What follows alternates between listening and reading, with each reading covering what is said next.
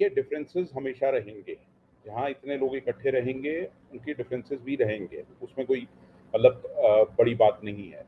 पर बात यह है कि वो कोएग्जिस्टेंस के साथ डिफरेंसेस का होना और किस तरीके से उन डिफरेंसेस को मिटाया जाता है, वो एक बहुत बड़ा मतलब चुनौती भी रहती है और एक तरह से सबसे बड़ा सवाल भी वही रहता है। आपने कहा कि पहले ऐसा था और अब ऐसा क्यों हो रहा है? क्योंकि अब आपको एक एक आपकी कह लीजिए आपकी सोच या आपको एक शॉर्टकट मिल गया है इलेक्शन जीतने का, पोलराइजेशन, कम्युनल पोलराइजेशन।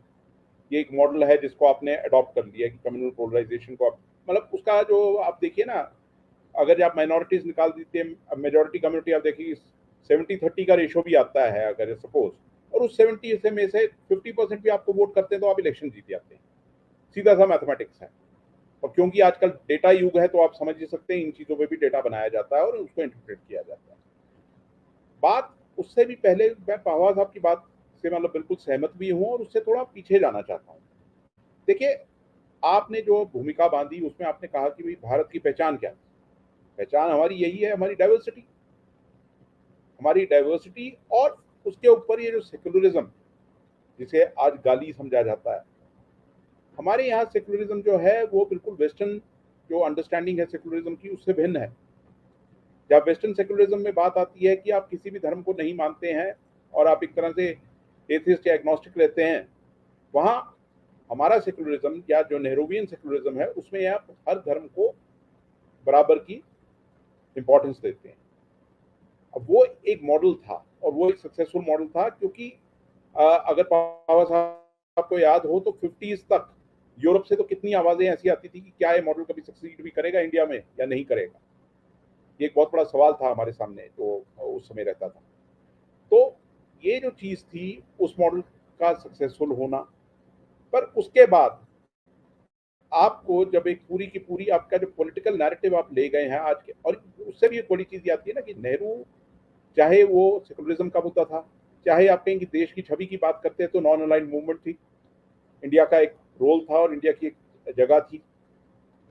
अब उस मॉडल को एक पर्टिकुलर आइडियोलॉजी के लोग हैं जो ध्वस्त करना चाहते हैं, उसको खत्म ही करना चाहते हैं। नहीं, मतलब मैं वो बल्कनाइजेशन तो नहीं देखता इस देश का, उसके तो खैर मतलब मैं उस चीज को नहीं देखता, पर यह है कि सरकारों को और हमारे समाज को जितनी जल्दी हम एक चीज समझ जाएं, जो कि हमारे संविधान में भी है कि India is a union of states, उस चीज को समझना बहुत जरूरी है। दूसरी चीज जो अभी पावा साहब कह रहे थे कि गरीबी सबसे बड़ा हमारा जो डेवलपमेंट का सबसे बड़ा रोड़ा गरीबी है, तो आज आप देखते हैं कि स्थिति ऐसी बना दी गई है कि आज आप देखिए तो गरीबी पे कोई बात नहीं करना चाहता, बेरोजगारी पे कोई बात नहीं करना चाहता, हमारे जो डेटा है किस हद तक फज किए जाते हैं उस पे कोई बात नहीं करना चाहता। जो हमारे मेन प्रेसिंग इश्यूज हैं, चाहे हम जेंडर इनइक्वालिटी की बात करते हैं, चाहे हम सोशल इनइक्वालिटी की बात करते हैं, चाहे हम रीजनल इनइक्वालिटीज की बात करते हैं, उस पर कोई बात नहीं करना चाहता। क्यों? क्योंकि आपको मतलब मैं तो अक्सर मजाक में कई बार कहता हूं कि इन लोगों ने मार्क्स को बिल्कुल करेक्ट प्रूव किया है कि religion is the opium of the masses. उसको इन्होंने प्रूव करके दिखा दिया है कि उस मतलब धर्म की अफीम चाट कर जनता ऐसे पड़ी है कि आप पूछिए मत। और उसके बीच में देखिए, चाहे वो सो कॉल्ड सेकुलर लॉबी हो या राइटिस्ट लॉबी हो या कुछ भी हो, सब अपनी दुकान बचाने में लगे हुए हैं, जबकि आज जरूरत यह है कि कलेक्टिव एफर्ट चाहिए इस चीज से मतलब मैं कहूंगा इस चीज को खत्म करने के लिए। ये जो विघटन की राजनीति चल रही है, अब आप देखिए दिल्ली की घटना देखिए, बाकी घटनाएं देखिए, मतलब मैं पहले कनेक्शन कट गया था, मैं एक चीज कह रहा था कि हम सब मतलब मैं तो चलो रिलीजियस नहीं हूं, बट पावा साहब हो सकते हैं, राणा साहब हो सकते हैं, सबके गरीब परिवारों में त्योहार मनाए जाते हैं, पर यह तरीका कभी आपने पहले देखा है कि तलवारें निकालकर सड़कों पर नाचते हुए त्योहार मनाया जाता है? कोई भी त्योहार हो, किसी भी धर्म का हो, वो त्योहार जो है वो एक बड़े मतलब उसका एक अलग वो पायस तरीके से मनाया जाता है। मुझे भी याद है बचपन में हनुमान जयंती हो, रामनवमी हो या कुछ हो, घर पे प्रसाद बनता था, रामायण का थोड़ा पाठ होता था। मैं तो मतलब इलाहाबाद में गंगा के तट पे भी इन त्योहारों का आनंद लिया है मैंने जाकर, वहां पर मतलब मेरा ननिहाल था या बाकी जगह पर मैंने देखा है। और वही चीज मैंने अब आज देखिए ना, रमजान चल रहा है, आप जाके उस समुदाय से पूछिए कि उस रमजान में रोजा तो रखा जा रहा है, पर क्या ईद की खुशी दिख रही है किसी के चेहरे पे?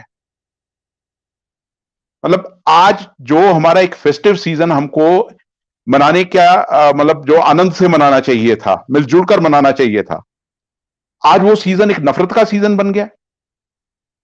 अब देखिए, हमको खुश होना चाहिए था कि एक ही महीने में रमजान भी चल रहा है, रामनवमी भी चल रही है, नवरात्रे भी चल रहे हैं, हनुमान जयंती भी आ रही है, महावीर जयंती भी आ रही है, इस बीच में डॉक्टर अंबेडकर का बर्थडे भी हम मना रहे हैं, ज्योतिराव फूले का बर्थडे हम मना रहे हैं।